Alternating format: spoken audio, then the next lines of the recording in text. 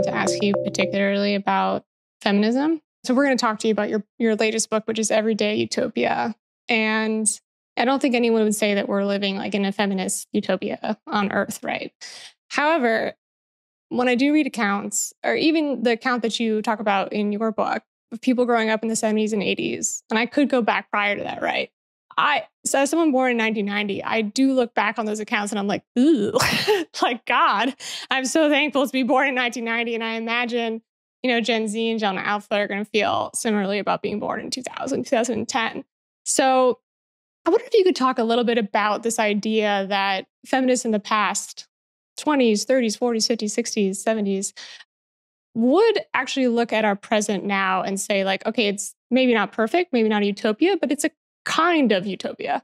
Oh, absolutely. I mean, and we can push, feminism. I mean, in the United States, really, it only goes back to the 20s. But if we're looking at like the Saint-Simonians in France after the French Revolution, they were advocating for things like divorce. They were advocating for things like women being able to keep their children after divorce. They were advocating for things like using their last names.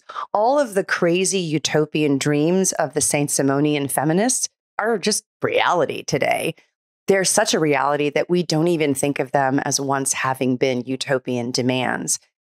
Similarly, in the late 19th century, people like Clara Zetkin were really arguing for what we would now call childcare or daycare centers.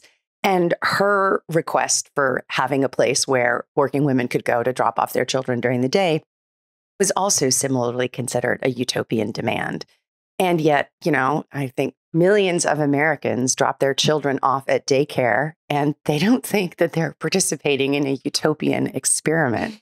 So definitely not. Definitely not, right? I mean, anybody who sends their child to a public school is also very much the, beneficiary of utopian dreaming. I mean, the idea of public education at public expense for all children in public schools, let's not forget, was the 10th point on the Communist Manifesto in 1848. And people said, that's total craziness. Why would anyone pay to educate other people's children? And yet, again, we participate in these institutions, which are the product of previous generations of utopian thinkers. And so definitely, there is no doubt in my mind that feminists, in particular, women's activists, have benefited from this long legacy of women making demands. And some of those demands were considered absolutely outrageous at the time that they made them. But in 2024, they're just a normal part of our lives. We completely take it for granted. And so, yes, I definitely believe that it's so much better to have been born in 1990 than it is to have been born in 1970 or 1950 or 1920. And you can just keep going back. There is this sort of forward progression because of this wonderful historical contingency and people. It's ordinary men and women who are actually able to change the future, who are able to make demands of their societies that initially get rejected and they persist, and then things change. And then when they change, we forget that those demands were ever considered crazy in the first place. Yeah, I mean, in our contemporary climate, them's fighting words. I know. Em and I have remarked regularly over the past 3 to 4 years the degree to which sentiments expressed as you just have are either embraced warmly with a, I so want to hear that, or reacted to very angrily, like, what are you talking about? Look at all that's problematic in the world. And, we did a couple of earlier podcasts, one with Rachel Steyer, who wrote a really interesting biography of Betty Friedan, and one with Drew Gilpin-Faust, who was the president of Harvard University in its simpler days. And, both, of course, remarked very much as you just did on this sort of pathway in the 20th century in particular that would have just been inconceivable. I mean, it was conceivable to the Saint-Simonians as a utopia. It wasn't conceivable as a real world reality. But, and let's talk a little now about the Utopia book, because part of the problem, of course, is that another thing we've remarked on a lot on this show and in the work that we do at the Progress Network is human beings just reset to their current level as normal. So they treat as normative not only what the current reality is, but kind of like the best version of the current reality.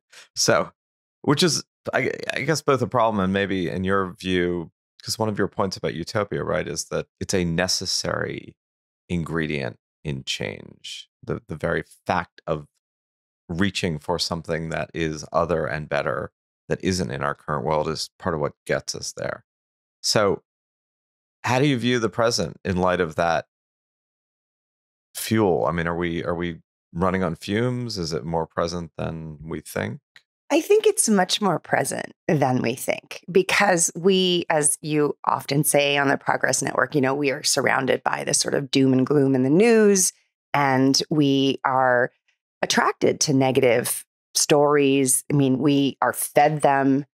We are taught in schools. If you grew up in the United States or the UK, you read books like Lord of the Flies, you get 1984 or Animal Farm, you sometimes get Brave New World. Even younger kids are reading things like The Giver by Lois Lowry. These are all dystopian books. We are fed, force-fed, I would say, a steady diet of dystopianism from a very young age in this country. And I would argue also in the UK. Other countries aren't as negative with their kids as we are. And I do think that that steady diet of dystopianism is a sort of form of social engineering to make sure that we don't dream too radically. And yet there are always dreamers.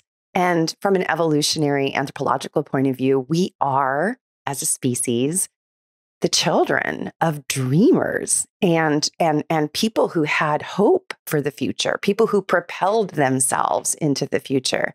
One of my favorite things to kind of grapple with and talk about with people is debates about the origins of bipedalism, which is this. I wasn't expecting that. Yeah, I know. So I have like weird conversations with people, but bipedalism is one of those things that like scientists just get really, I mean, in this field anyway, anthropologists, biologists, archaeologists, they get really kind of uptight about like, was bipedalism an adaptation to savanna life, like the savanna hypothesis, or there's more recent evidence by the study of chimpanzees, like did we learn to walk on 2 feet in the trees? And, because we were reaching for higher branches to get fruit. And there's like all sorts of new evidence. People are looking at like CT scans of hip joints and our thumbs and like, why did we start walking on 2 feet? But what that debate often misses is that we came down from the trees.